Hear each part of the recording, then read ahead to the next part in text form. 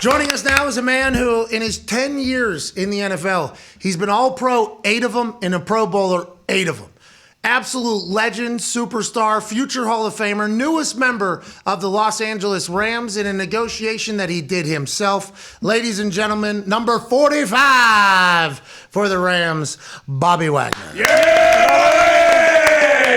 What's up, dude? What up, what up? What are you in a Lambo over there? What is that? Ooh! Come on now. Hey. Some slight. Hey, well earned, sir. Yeah. Well earned, sir. Appreciate it. Okay, let's talk. Yeah, go ahead. Hold on, before we start, Andrew, I'm gonna shout out to Andrew. He watches your show all the time, and it's his birthday today, so I wanted to make sure I took time to say happy birthday to Andrew before we started. Hey, it's my dad's birthday, too. Can you say happy birthday to him and Andrew? Happy birthday, Pops. Okay, thanks. Happy birthday, Andrew. Yeah. Happy birthday, Tim. Happy birthday, Andrew. Is that Whitworth or just any Andrew there? No, not Whitworth. Obviously, now you're with the Rams. You're back in your hometown area from Ontario, outside of Los Angeles. Whenever Russell gets traded, was the writing on the wall for you that you'd be leaving Seattle? Did that come as a blindside? Did you get a heads up? And what were your initial thoughts? Nah, I was starting to hear rumblings, kind of before that. And so Russell actually called me and told me before it happened. And so once I kind of heard that, I kind of felt like, if you can let him go, then everybody that was a part of that Super Bowl team is up for grabs. And I kind of already knew before that. What is Seattle going to be like? Obviously, a lot of the core guys are now with you and Russ leaving. I just don't know what Seattle is anymore. The offense and defensive leaders seem to be gone. Like, what do you think they're going to be? I'm not sure. I mean, I think the idea was to go young. From what I heard, they want to kind of, I guess when we were, when we went to the Super Bowl, we were one of the youngest teams. And so they're trying to remake that. But I think it's hard to remake myself, Cam, Sherm, KJ, Earl, Mike B, Chris Clemens, all of those guys. So it'll be interesting to see that. But I'm not sure. They still got Diggs and Jordan and, Jamal. So the defense will be fine. Just they got to figure it out. It's not my problem now. Yeah, it's not your problem at all. Obviously, you're now with the Rams. But Russell put out a tweet that basically said, like we always say, don't get bored with being consistent or something like that. And then he put the GOAT afterwards. And I didn't know what your relationship was with Russell Wilson until we read that. You and Russell were tight. And whenever you were hearing all the rumors over the last couple of years about Russell and the team, did that ever creep its way in there? And did that have any effect on you with how you viewed the organization? No, yeah, me and Russell are close. He was kind of keeping me, kind of in the loop of things. And so I understood kind of what was going on. I mean, I understood what he was wanting. I think at the end of the day, he wants to win, but, also wants protection too. And I think that's something that, he was trying to figure out. I'm not sure. I'm going to let him speak on his half. But, from my perspective, like I felt like the organization treated me, top notch. And so I never let it creep into how they view me. You and Pete Carroll's relationship, because a lot of the conversation is like, hey, this guy's 70-something years old. Russell out, stud, Hall of Famer. You, future Hall of Famer. You're out there as well. The rebuild is like something that is getting thrown out there, and now potentially DK Metcalf is maybe on the move, although they're not answering phone calls. What is Pete Carroll like on the day-to-day, and do you have any idea that he's damn near 80 years old at this point? What is your relationship like with him? Nah, me and P have a cool relationship. You would never know if you watched him on the field and move around. You would never know that he was 80 years old. He always try to run. He's not running that fast, but he still gets his exercise in, and he has so much energy. And so I'm pretty sure he's gonna try to energize those guys. But I think it's gonna be tough for him. Okay, so let's dive into your new relationship with the Los Angeles Rams. Was LA where you wanted to go? Because allegedly Baltimore Ravens were also on the line. Was there any other teams in the mix? And at what point did you think you kind of zoned in on the Los Angeles Rams being home? Yeah, I think, it was probably between the Ravens and the Rams, but for sure they both made a big push at the end, and ultimately I decided to come home. I think that was the biggest thing, just staying close to my family. I've been on the West Coast for 10 years. And so, I was already going to have a big change going to a new organization. I didn't want to try to figure out another coach. So West Coast and being close to my family was kind of the ultimate decision. Yeah, they're also Super Bowl champs too. I mean, I mean, in the weather, Aaron Donald, the Jalen Ramsey, that helps too. in the weather. I mean, the weather's I nice. mean, it is nice. I mean, look, it's nice out. It's raining here in India, okay? It's like 40 degrees and raining. We were talking Enjoy about that. Yeah, I'm gonna try. I'm gonna try, okay? How do you know when it's right for you to start doing your own business for yourself? Because this became a big story because you were a part of the negotiating of your own deal. How do you know when it was the right time? Is this something you always kind of envisioned for yourself? Has this always been the case? And how do you know what's real and what isn't with these contracts that are being reported? How do you know what your market value is with all the bullshit that gets kind of reported every single day with all of the contracts, Bobby? I think first of all, yeah, it was something I wanted to do. I graduated with a business degree, and then when I got into the league, I just, you heard that report that 80% of players end up broke and divorced, 2 years outside the league, and I was just like, all right, I got to figure out how to be that 20%. And so I started doing business, started doing internships and things like that, and then I think it just graduated over to me, wanting to take a stab at the contract, and so. That's kind of the transition to it. Obviously, it's a little bit longer story than that, but Yes. it's just the idea is just wanting to understand the business side of things. I know like football like the back of my hand, but not a lot of players take the time to understand the business at the end. And so, for me, it was just another challenge off the field, and kind of like we spoke about, everybody. I feel like agents put out deals or do deals all the time, some good, some bad, but nobody talks about them. They just kind of, go away. But it's the moment a player puts out or does a deal, everybody's a contract specialist. Everybody knows what's in the contract, how to evaluate the contract. Everybody's a lawyer. And so, at the end of the day, like if you look at the market this offseason, there weren't that many inside linebackers getting paid like that. And so, you had to understand that. You had to understand, what your value was, and you had to get creative, which I felt like I did. And and as soon as it came out, like literally the day that I signed, from what I heard, agents were sending the contracts to media and or whoever, and then you got these reports coming out about what's real, what's not, and at the end of the day, it's hard to take a snapshot of something that's not completed yet. So if I play all 5 years, then the joke's on them. Yes. But it's the first day, so we'll see.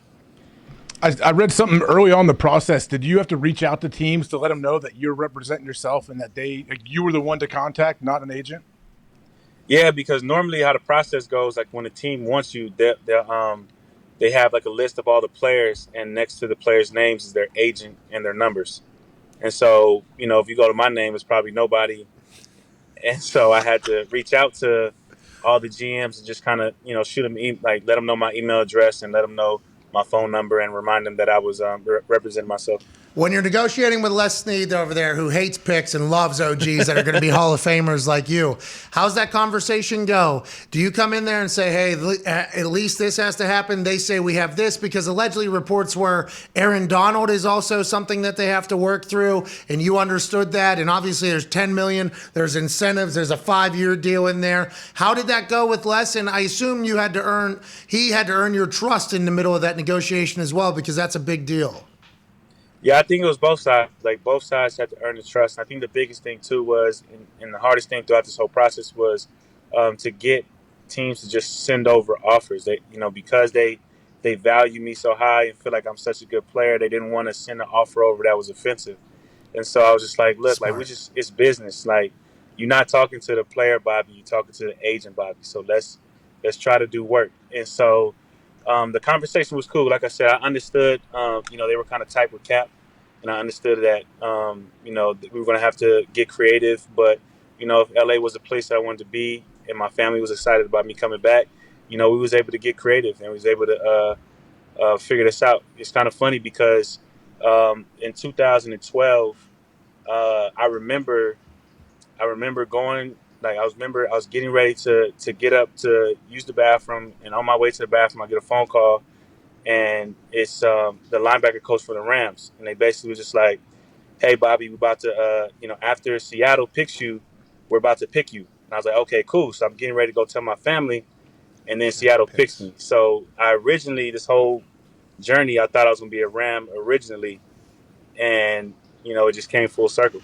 I think they're excited that you're finally coming home. Obviously, Seattle picks you right in front of their eyes. Oh, that had to be tough. That draft room. Damn it. This guy's going to be an 8-time All-Pro in 10 years. He's going to be a Super Bowl champion. We'll get him home at some point. Mike Tomlin used to tell me that he was going to get me back home to Pittsburgh when I was old and cheap, and he was like, once you get back down into my price range, I'll bring your ass back home or whatever. I retired before that could happen. Speaking of retirement, you're 10 years into this thing, and at your age, I think that was another thing that was conversated about with your deal is a factor, obviously, in it. How's the body feel? Have you thought about anything? Are you changing anything as you continue to play at such a high level? No, I haven't changed anything. I just try to get, I'm trying to get better. Trying to figure out ways to improve my game. My body feels amazing. I think the way this CBA is set up, it makes it a little harder for guys to last as long as guys did in the past. But why is that? Why is that? Well, because I feel like remember the original CBA. A lot of the older guys were upset that the draft guys were coming in and making all the money. So you had a guy that hadn't even made any money getting a bunch of money. So then that second CBA, they kind of moved that. And so they created the scale. They created the scale with the players and things of that nature. But what they didn't expect was now it was the veterans were these like high priced, players, and you can get these new young guys for cheaper. And so now it makes it easier for the team to choose a cheaper option. So you really have to play at a high level to make it as long as you want to make it in this league now.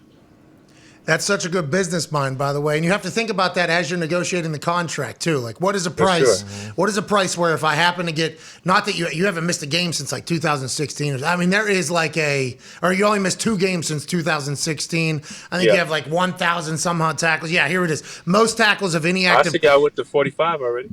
Yeah, hey, I want to let you know, there's some people that have said that the 45 is an interesting number choice. Not us. I know who you're talking about. I forgot his name, but you was talking to him either yesterday. Darius Butler. Yeah, Darius Butler. Yes. Yeah. What are your thoughts on that?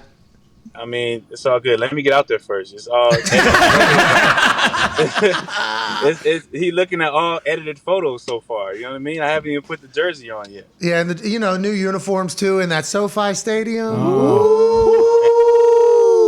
But you can't tell me that picture don't look sweet, though. It does. Hey, you do look sweet as a Ram. I bet you're very excited to be back there. 8-time All-Pro, 25-12-1 versus the others in the division. Only missed 2 games since 2016. In most tackles of any current active player at 1,383. Hey, let's go, Bob. The resume is gorgeous. The resume is absolutely gorgeous. Go ahead, Ty. Bobby, the resume obviously speaks for itself. You're going to be a Hall of Famer, and you've played with a bunch of incredible guys in Seattle. But how excited are you to play with Aaron Donald? Like, how much easier does a guy like that make your job? I'm really excited to play with him, man. I've been watching him from afar, and, any linebacker that got a guy like that, right in front of you, he's going to take a lot of pressure off you. He's going to allow you to come downhill and make plays, and it's, they have to have an eye on him. They, when I come downhill, they can't come off on him fast to come get me because then he makes the play. So, I'm excited to get out there and figure everything out, and man, it's going to be fun for sure. Have you chatted with him or Jalen or anybody over there yet? I assume there was a welcome text or anything. Have you guys worked out or anything? No, we haven't worked out. They actually, when I got released, they were like the 2 first people that reached out to me and was texting me. And so, we was kind of texting. And then when I signed, I called AD, and then Jalen texted me. Did Aaron just send you a picture of him with that chain, with that thing? Oh, yeah. Hey, man. You know what? Now that I think about it, he might have sent me his emoji, low-key, or his meme. Yes, as he should have, popping the champagne. Dude, hey, he just bullies people, that guy. He just absolutely bullies people. And then you got Jalen hawking over top. It feels like at every level now, they're ready to go on another run. The expectations, obviously, Super Bowl or bust yet again, but that's nothing new to you, right? I mean, Seattle has been trying for a long time. You've been in that position before. How's it feel to be back in like a Super Bowl or bust type atmosphere? It feels good. I mean, I think my whole mindset has never been let the outside create the pressure or create the idea. You know, I think at the end of the day, you want to be the best version of ourselves and maximize your talent. And so I think we have a lot of talent. We have a lot of playmakers, not just us. We have so many young guys, so many guys that can make plays. And so I think it's just exciting to be a part of a group like this that already won but has aspirations to do it again, and it's gonna be fun. The thought of Sean McVay being like, I can't believe we got fucking Bobby Wagner. Yeah. He's like so jacked up in that whole thing. Go ahead, Connor. Yeah, Bobby, have you had other NFL guys reach out to you about representing themselves? And do you think that'll become almost like a more common theme going forward in the NFL? I've had a couple guys reach out and just like ask questions. I'm not sure if it's going to be a common thing because I think at the end of the day, it has to be something that you want to do. You can't just wake up tomorrow and just be like, all right, I'm about to do my deal. Like you actually have to put a lot of work in, study, understand your market, understand the language, kind of build a team around you to help you understand the language. So anything that you miss, they can catch. And so I think you'll see more of it, but I don't know if it'll be like a transition to that because I think there's still, like I said, I don't have issues with any agents or agents, period. I just think this was my journey, and I think the option should be open for players if they want to do that. But there's a lot of good agents out there that, I think the next step would be to make sure that the player that you're working with understands the business or you help them with their transition life after football, so you don't pay a part in that number. Before AJ asks his question, we're in an entrepreneurial society, I believe now, more than we ever have been. And although there are plenty of great agents, I completely agree. There's a lot of bad ones too that get protected. A lot of bad ones. Yeah, a lot of bad ones that get protected by media and other things. And I'm very pumped. I hope you do start an initiative for guys to start taking more control and accountability of their finances. But not everybody can do it. You're obviously a super smart businessman, a business degree, and obviously looked into it. I hope it does become something. Go ahead, AJ. Bobby, is this something you could see yourself doing and representing players possibly once you're done playing? Oh, the Beagles agency, dude. The Beagles. Hey, you told him about that? Yeah.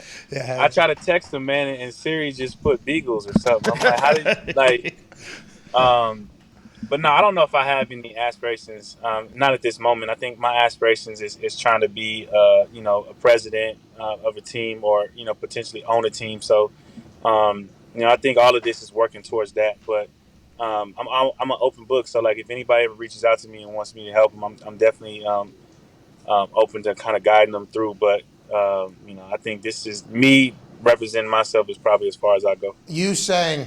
I thought you were just going to say president there. Yeah. I thought you meant like United States. Commander-in-Chief. Yeah. Hey, how you doing? Take command. I'm a commander now. I thought that's what you were talking about. Then you were like, of a team. I'm like, whoa, shit. I mean, those are two different lives. Yeah. Right. By the way, I think you can do both, Bobby. No, I think you can do whatever you want. I don't know if I want to cross that world. Dude, they hate everybody over there. Everybody gets hated over there. It doesn't matter who you're representing, what you're doing. They're going to try to kill you. I guess the NFL is the same, but it's more personal over there. Go ahead, Tone. Bobby, obviously you're an incredibly nice guy, but you were with Seattle for 10 years, so I assume you've gone up against the guys on the offensive side of the ball for the Rams quite a few times. When you get into the locker room, you're going to have to apologize to anyone for anything you did on the field to them? Great question. Nah, no apology, man. I mean, I wasn't on the team, so I had to do my job. Everybody expected to do their job, man. It's all love now, man. I mean, I'm pretty sure they try to get a couple cheap shots on me, so I took no offense to it. You talk on the field, or are you quiet on the field? I talk on the field. I'm a different person on the field than I am off the field. Oh, like asshole on the field. Who knows? Well, it's worked thus far, man. Can't wait to watch you as a Ram. That 45 is going to look clean. Hell yeah. Can't wait to tell y'all, watch. I can't wait. I'm going to tell y'all, it's going to be clean. And then the Jordan cleats is going to be fire, too. Ooh, in LA. Ooh. Can't thank you enough for joining us. Good luck with everything. Thanks for the call from the Lambeau. I can't wait to see your next one. Ladies and gentlemen, Bobby Wagner. Yeah, Bobby! Thank you, Bobby. Good guy. Great guy. Yeah. Great player. Unique dude. Very unique dude, how great of a player he is, and also the kind of person he is and how smart. Yeah. Pretty intelligent. Yeah, very. It seems like, this guy should not be negotiating his own deal. He's in over. Said, well, I graduated with a business degree. I feel like I want to be president of a team or an owner of a team someday. It feels like getting into these negotiations would be a smart step. We agree. Yeah. So sorry we said anything there. Let's go shut the fuck up. That is because a lot of bad agents get protected by the media because bad agents also have relationships with people in the media as well. There's a lot of great agents. We are not knocking That's on where media gets the majority of their information. bingo. Yeah. So that's kind of, they're almost like outing themselves whenever you see people go to bat or go against something. It's like, oh, that is clearly the person that person gets information from, which, by the way, you got to do what you got to do, but also don't have to bury things immediately just in, whatever. Let's get to a break.